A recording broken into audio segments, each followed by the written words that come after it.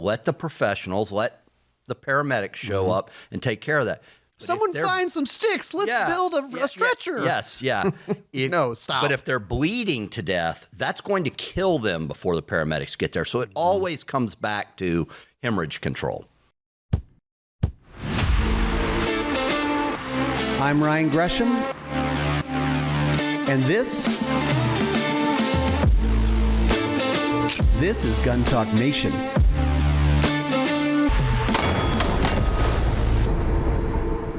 This Gun Talk Nation is brought to you by SecureIt, SDS Imports, Ruger, Rossi, Range Ready, and Ballistic Advantage. Hey, welcome into Gun Talk Nation. As always, we have interesting people coming through the Gun Talk headquarters, Range Ready Studios, and we found a stray. Brad Gilpin. Like, interesting. That's accurate. Blue Force gear guy. Welcome in, man. All right. Hey, here you can say my job title. First one.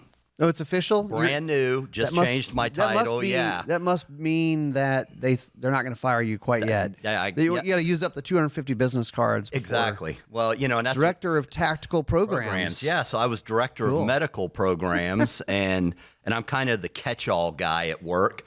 And I go into these meetings and I hand people a card and we're talking about some product, and then it says medical, and I was like, hey, can we change my title? And they're like, what do you want to make it? And I said, let's do tactical programs. They go, what does that mean? And I go, absolutely nothing. It means anything you want it to mean. Yes, it means absolutely nothing, and therefore it means everything. So that works good for this. And they were like, okay. So I think a lot of people should be able to name their own titles. Yeah. And I would like, who was it? The guy who owns Raising Cane's is the head fry cook. Exactly. Hey, dude, that's what I'm doing here. Well, that was his original job, and you know the story behind that real quick, though, right? Oh yeah. That he turned it in as his MBA project, and they got an gave F. him he got like a C. Yeah. But they were like, this will never work. Yeah. Him and the FedEx guy. Yeah, he went off, and I think he worked on an Alaska fishing boat. That's correct. To make money, and then came the back. bank wouldn't give him a loan. Yeah. They were like, you're only going to sell one thing? Nah, not going to work. Yeah. So. Well, so man, you've got to, I guess maybe to help people. I mean, some people are familiar with Blue Force gear, but just talk about your background. I mean, before Blue Force gear and kind of leading up to that. So I'm from here. Yep. From Mandeville right here. And crazy. I was telling them outside. They were like, well, how do you know Ryan and him? And I'm like, I've actually known him for a long time and didn't know y'all were here. Yeah. Until I was going to mail you something, and I looked up your address, and I'm like, these guys are 4 miles down the road. This is insane. We all think that no one is where that we are, right? That's right. They're like, why are you here? Well, everyone's got to be from somewhere. In Mandeville, though? Come on. Yeah. But anyway, it was funny. So, but I'm from Mandeville, went to LSU, got into law enforcement, actually started at the sheriff's office there, and got an opportunity to go work for the U.S. Border Patrol, and went out there, and I'm not going to date myself with actual dates. We were joking about that earlier. I was not in Vietnam, but was there for a minute, and his AR had a carry handle. That's I'm just correct. saying. Yeah, well, it did. I was issued an M4, an MP5 before that. Yeah. Whole other story. Anyway, though, they were starting a special operations group unit called Borstar, which was fashioned after the Air Force PJs, kind of a non-permissive search and rescue. And I had a little bit of background in medical prior to that. A good friend of mine had been a lieutenant with Baton Rouge Fire Department. He was a paramedic, and he had gotten me into some medical courses. I was interested in it as a police officer, and there was no such thing as tactical medicine or anything like that at the time. And people were like, well, shoot them and you wait on EMS to show up. And I was like, well, maybe we could do something in the interim period. So I went on my own time to a first responder school, which is not even EMT. It's just 40 hours. But it was on my resume, and the Border Patrol chief called me in, and he's like, hey, you have some medical training. We're interested in doing something with medical and get involved. And I was one of the founders of the program, and we started this program that grew into its national level response team now, and part of the Special Operations Group along with BORTAC and Border Patrol SRT. Yep. And it's kind of cool. I got to go back and see, like, when we started it, it was no budget, and we were going to DRMO and getting old, like, military Gulf War BDUs, which probably had gas in them or something. That was great. And wearing those because we needed a uniform. And now it's a major funded program at the national level, which is kind of cool. Did that for several years and got an opportunity, went over to another DOJ element. Yep. And was a medic on a national level, SWAT team, special response team, and then did some work for the U.S. State Department internationally, training police officers and military personnel. And then during the war, I worked for one of the big private military contractors running their medical training program, and went into private business, did some medical distribution with the military. And I've known the Blue Force Gear guys for years, really great guys that actually sent them some projects, some gear development, used a lot of their gear, their slings and their pouches, and they're in a growth phase. And the owner of the company and I got together, and he's like, I want to expand medical. I'm interested in medical.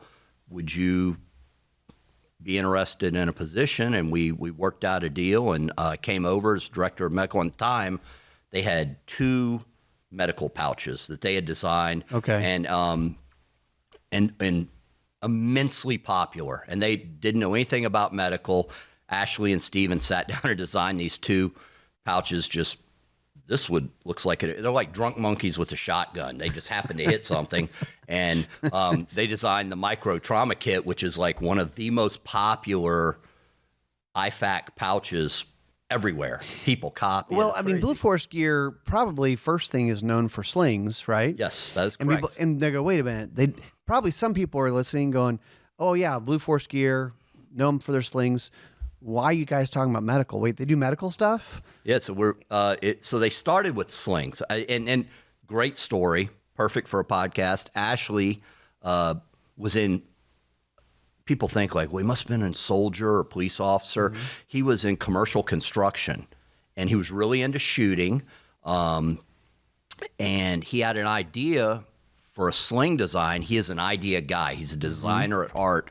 And he reached out to one of the major companies and said, hey, I have this great design. And they like literally hung up the phone on him. And he was like, you know what? And he bought a sewing machine, made the thing. Screw those guys. Yeah, well, I'm gonna do it myself. so we have rule 1 at Blue Force Gear, which is don't be an a-hole. Yeah. And that's a rule 1 violation is the only thing that will get you fired on the spot. And it's like anybody, hey, I got an idea. We're like, cool, talk to me. You know, I fit perfectly in that culture. I like that culture. We're not, we're not business guys. We are business guys, but not first. We're customer service and good designs and what do you guys need? So super cool culture to be in. A lot of ex-military, ex-first responders in the company. So I fit right in. But they had this sling, which got major widespread acceptance, and they designed these 2 medical pouches, but they were interested in expanding the program. So they brought me in with that mandate first, and I took their 2 pouches. One was really small and one was really big.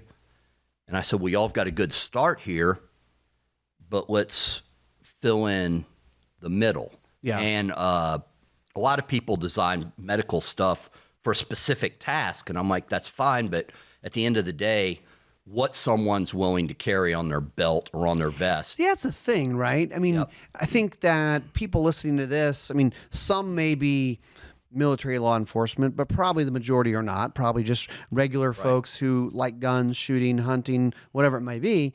And generally of a preparedness mindset, probably carries a gun, probably carries a knife, probably carries a flashlight. The medical is part of that kit.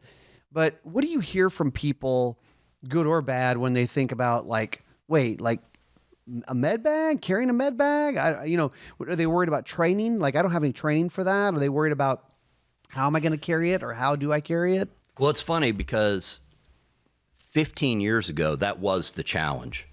I was going into places and people and saying, and law enforcement even, and saying, hey, you guys really do need to have medical, because it's going to be a minute before, I call it the bang or the oh shit moment to arrival of EMS. You got to fill that gap, you know. And you may be treating yourself. Yes, exactly. And like I said, 15 years ago, I had to make that leap first before I even talked to them about training or equipment. But there has been widespread advancement in that area. Now, I haven't made the whole "this is why you need medical" speech in a long time. Really? Yeah. Okay. So people are, and the internet's out there, gun talk, videos, YouTube. People get it now. You don't have to. I no longer have to make that argument anymore. But you're right. There is a lot of, okay, I recognize its importance, but what do I do about that? And there's everything from carry a tourniquet and just put it on and make it tight, which is not enough, to guys who are telling everybody they need to go in an EMT course, and that's too much realistically. And I've kind of made my niche on the training side because I've done it so long and seen the development. I really tried to boil it down to the important stuff. And that was the comment I told you. I taught a local SWAT team yesterday. Right. And the comment at the end, which I consider a big compliment, is they said, this was just enough. There was no, I don't have any questions left, but there's not a bunch of stuff in my head that I don't need anymore either.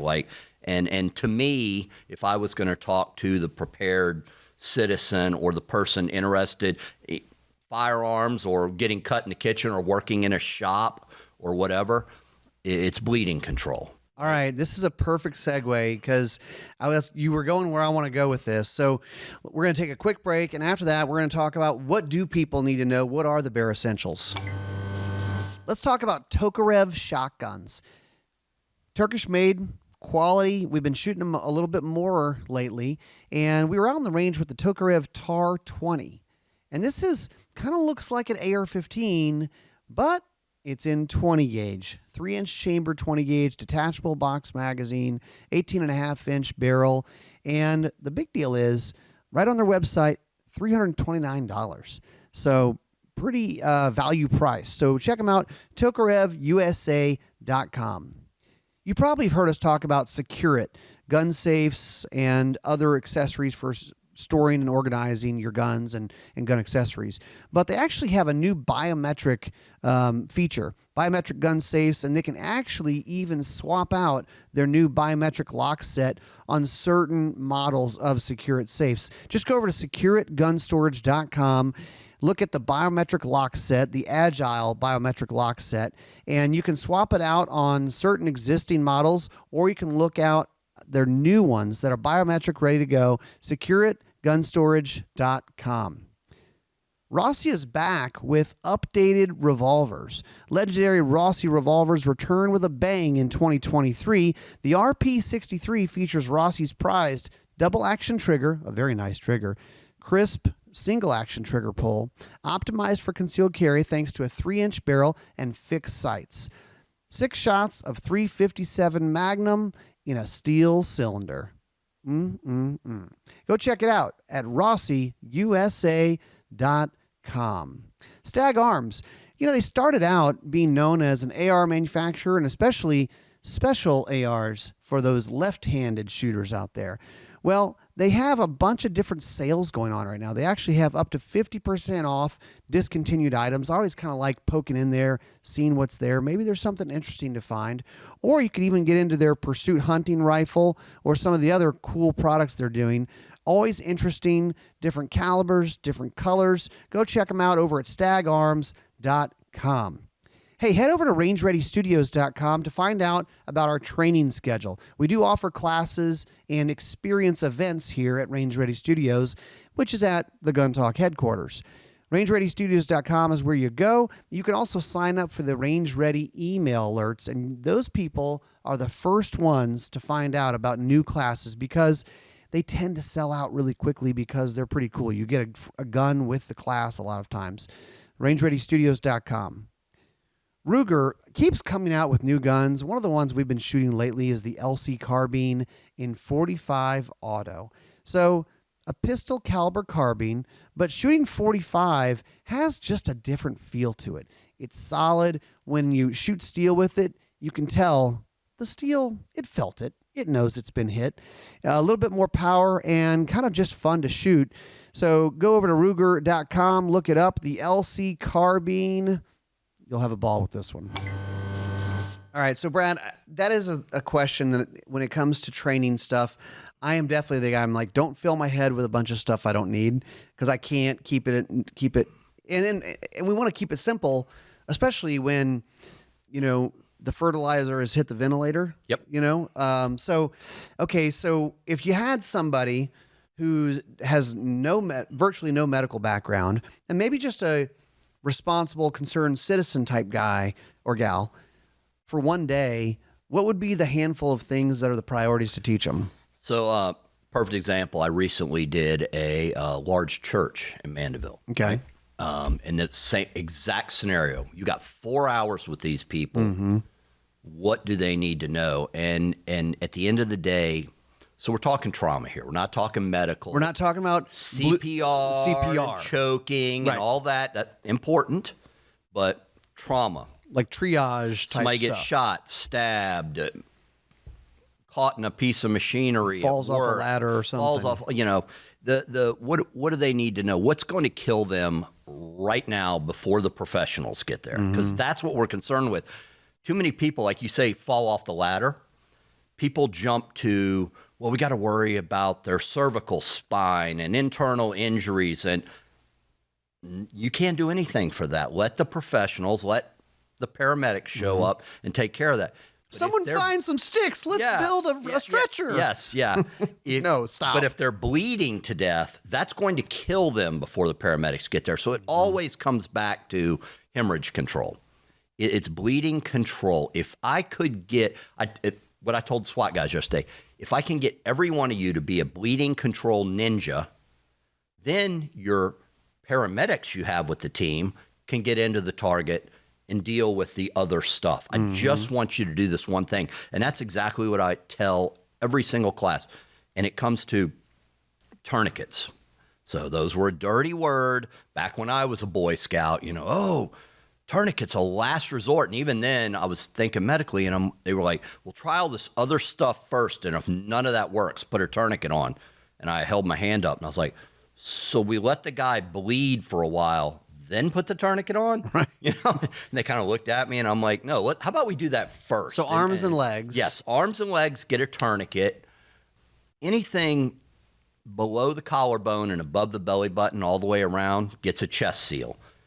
If they have internal injuries, there's only one treatment for that, and that is bright lights and cold steel, the operating room. So literally, if somebody has a hole in their chest wall, we put a chest seal on it, and we take them quickly to the hospital. That is the treatment.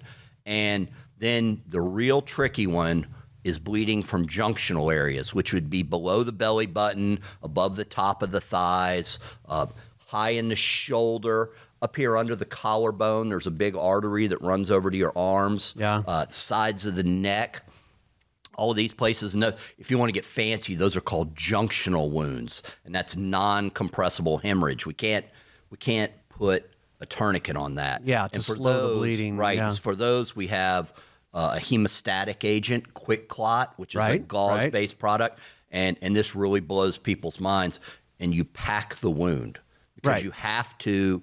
You don't cover it up. We're not sprinkling things. No, you have to put it in there and put the hemostatic agent in contact with the arterial or venous bleed, the break in that artery or vein, and cause a clot to form. A lot that could mean like a lot of gauze. Yes. So, and tell me if this is still true. And I recall hearing it several years back, especially as we were getting several years into having lots of the war on terror, which is, war is bad, but when you have a war that goes on for 20 years, we learn lots of stuff, right? War is bad, but it's great for trauma medicine. I mean, look, you can't duplicate that. So what I was going to ask you is, I've heard the just stop the bleeding thing, And then this is maybe more specific to military, but tell me if this is still true here.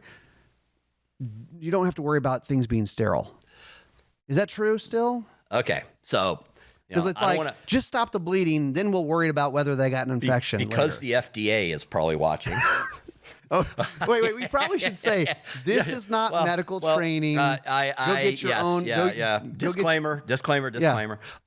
So when you're in the field, there is nothing sterile about what you're doing. Yeah. Right. The products are sterile because of FDA guidelines, but I get the question in classes because when we're doing the scenarios and people's adrenaline's up and there's noise and they'll open the gauze and the gauze will fall on the ground and they're like, I'm supposed to get another one, but I don't have one.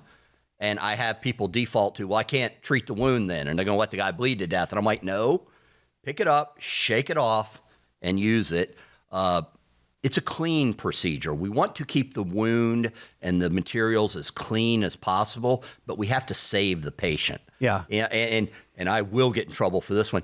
It is the surgeon's problem to fix the sterility issue at the time of surgical repair. They don't get to give them antibiotics for the infection if they're dead. That's right. So and that's funny because when we were designing one of the original hemostatic products, I got a question from a group and they said, well, how long do you leave it in? And I'm like, until surgical repair of the wound. Your other option's to take it out and let them bleed to death. Like, we're gonna go with leave it there until. And sometimes those questions and answers, they do end up seeming obvious, but it's also, I'm not going to make fun of anybody for asking something like that because it's like you go, oh yeah, well now we've thought about it. It only took 10 seconds to think about this and went, oh yeah, duh. Yep. But you don't want to have to try to think through this stuff on the fly. Correct. And like you said, the guy goes, oh no, I've dropped it on the ground. There's dirt all over this hemostatic gauze. I guess I can't use it. No, dude, use it. Yeah, use it. And if you're the guy bleeding out, you're like, please use it. Yep. And that was the thing with tourniquets. We now know that tourniquets can be left on for hours without detrimental effect to the limb. But at the time, years ago, there was the belief that if we left it on for more than 30 minutes or more than an hour, they were going to have to amputate the limb.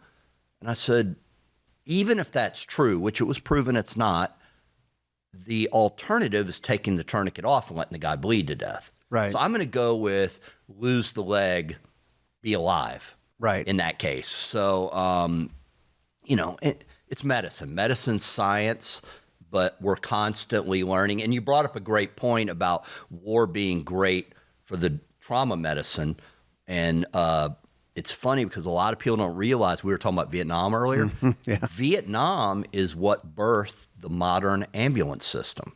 Really? Prior to the late 1960s in the United States, and especially in areas like Robert, Louisiana, sure, your ambulance was also like your local undertaker. He had a station wagon, and they would pick you up on the side of the road after a car crash. It's a 2-for-1. Yeah, they put you in the back, things don't work out, and they would drive you to the hospital. And they get to Vietnam, and they've got these Huey helicopters, and they're putting soldiers in, and they're flying them back to the hospital. And some brilliant guy goes, "Hey, if we put a medic in the back of the helicopter, we could treat them while we're riding. We could riding. treat them on the way." And they went, and so they got back from Vietnam, and they said, if we built a bigger thing than a station wagon, we could put a paramedic in the back, and another one could drive. Whoop, birth of the modern EMS system. So wow, that's amazing. Yeah. Everybody we assume, because we weren't around then. There you go. I wasn't around in the mid-'60s. Thank you. Despite what some whippersnapper thinks. That's right. But, that was not a thing. You just got thrown in the back of a station wagon, and, you talked about obvious things that nobody asked the question. No one said, maybe we could put somebody back there with that guy. That's not the way it was done.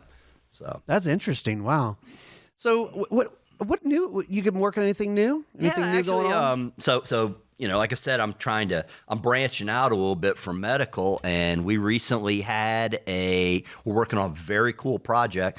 Got contacted by a large law enforcement agency who has responded to several active shooter type incidents, and they said, hey, we need a bag that will carry a certain list of things, but also help with our plainclothes officers being clearly identified when they show up at a scene.